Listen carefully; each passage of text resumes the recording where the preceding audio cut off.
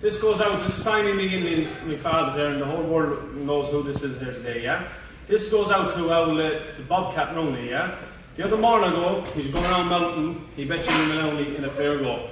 The only man bet Jimmy Maloney was me, Simie McGinley. Knocked him out in 3 minutes, yeah? This is why I'm sending the challenge to you here today, Bobcat. Over that, yeah? You think you're a little fighting man, but in my eyes, you're far away from a fighting man, yeah? You're only a fat shite, that's what I think you are, yeah? Get yourself ready. I'm going to give you a time of day, get yourself ready. No big old army, no big old crowds. We don't care if you're army or your crowds anyway. A good old private fight, ling you out the road, 2 referees, have a bang out, yeah? I got your number the morning ago, I rung you up on the phone, yeah? And your wife answered the phone. You said you weren't going to be back till about an hour, yeah? I rung back in an hour, and you answered the phone then.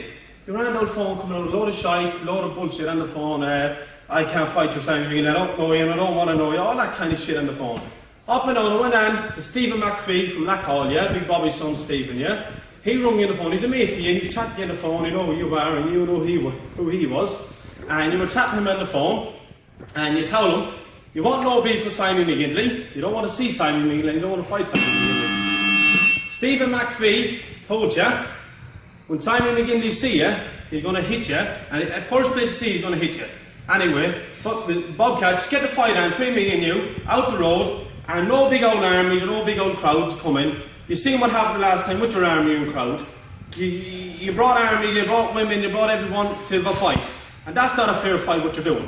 Have a good fair fight, me and you out the road, and I'll show the whole world what you are. Why do we want the fights to be kept private and nobody gets hurted out of the fights? We want just one ref, one cameraman with 2 fighters and carry on with the fight, and no big crowds, and then there's no one getting injured or pulling knives or weapons or machetes or daggers. Because we went to Galway to do a fight with my son Barney, that we went the first time to Galway, the violin with Barney, and Barney was a sealed man, a sick man. I told him not to fight, and he was ill. He wouldn't listen to me. He wanted to carry on with the fight, but he lost his fight at the end of the day on that day. So when Barney came back to himself and got right to himself, he went back. So we landed from Appleby, and we went back into Galway, me and my 5 sons. The rest of my sons wasn't with me, only 5 of them, and my little grandson at 13. Is we approached Galway, did the fair fight. All this crowd of all the Mountbellies, every ward that the country was in it, but it was all Mountbellies in it, all their families. And then we had the fair fight with them, plus we won the fight on that day, and then they carried out weapons and machetes and knives and daggers.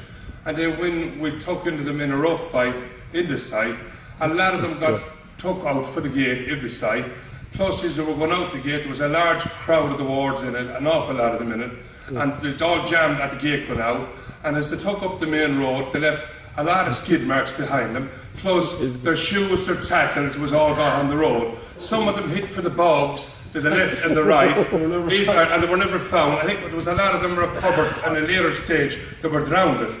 And I got my son out of the police, the Garda station, and I head back over there and I had a good drink in the bowl. But we came back with our title from Galway. That's just of all the Mountbelly wards. And the Greyhound Paddy was cut down the road running with the ladders, trying to get into the police station. So my son Barney won his title back. We went to Galway, as he said we were going to it. And if I said I'm going to fight men, me and my sons, we are going. We are not backing out.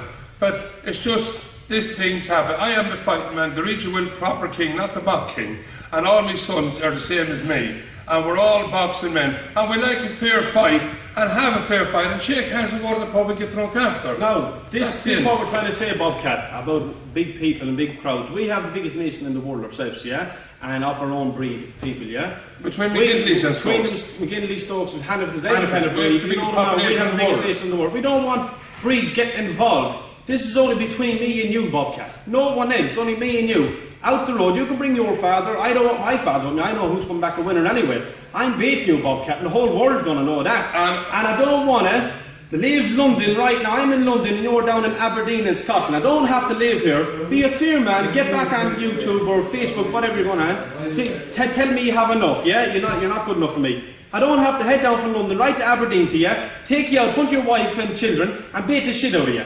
Get yourself ready now. We're going to give you a time of day. Stephen McPhee be ringing your phone again, giving you a time of day, get ready. And I'll fight you in any part of England. London, Wales, Scotland. We have our own people up here as well to show us fair play. Stephen McPhee, show fair play for the both of us. I love to see him having a few crowds because he's my son, because I was a fighting man myself, because he's getting rid of them that quick. And I'm so alive. I'm so proud of the world what he's doing with them, because he's putting them to sleep instead of a couple of seconds. And the job is over and done and dusted with. But one thing I will never make up. I will never make up a row with a Mount Belia. And a Mount Belia will never talk to me or my sons. Not the Mount Belias. Well, whatever with the two words, yeah, they're alright. But not a Mount Belia will never put a foot in my door, or till we get revenge off them. Now, Bobcat, you see, you hear no more of me till I meet you, or till I give you time of day to fight me. If when I get you, Bobcat, wherever it is, in London or Scotland or Wales, wherever it is, I'm knocking you out. I'm breaking your jawbones. I'm leaving you right off with your big fat belly in you. That's what you are. Well, get the fight on, and you know I'm the young king boy. You know that out there. And I don't give a fucking shit off you, Bobcat. And get the show on the fucking road. Everyone is out there. Get a bit of sports going in this world. You fucking fat shite. Just get down and fight on. That's what we need. We just need it. I'll put my right hands and left hands in through your big fat stomach you have. That's what I'll do to you. You heavy shite.